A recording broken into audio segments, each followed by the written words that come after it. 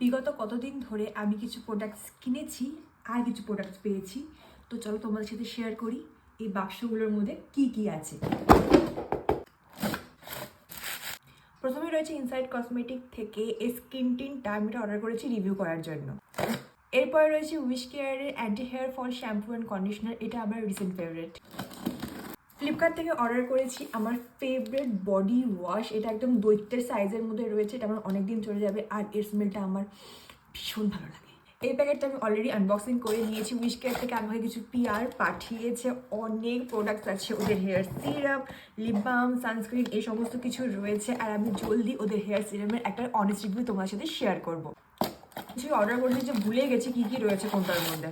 এই বাক্সটার মধ্যে আছে আমার ফেভারিট সিম্পলের ফেস ওয়াশটা, ওরা এখন লঞ্চ করেছে ওদের বড় ডিব্বা, তো বড় ডিব্বাটা রাখছি আমি এখন বাথরুমে, আর ট্রাভেলের জন্য এই প্যাকটা ঠিক আছে।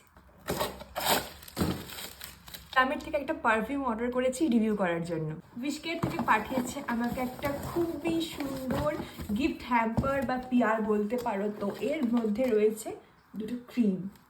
আর লাস্টে রয়েছে রিয়াঙ্কা সরকারের নিউ ব্র্যান্ড বি পস থেকে একটা পারফিউম, আর এটা আমি আজকে আনবক্সিং করেছি। তো এটার রিভিউ জানতে হলে অবশ্যই কমেন্টে বলো।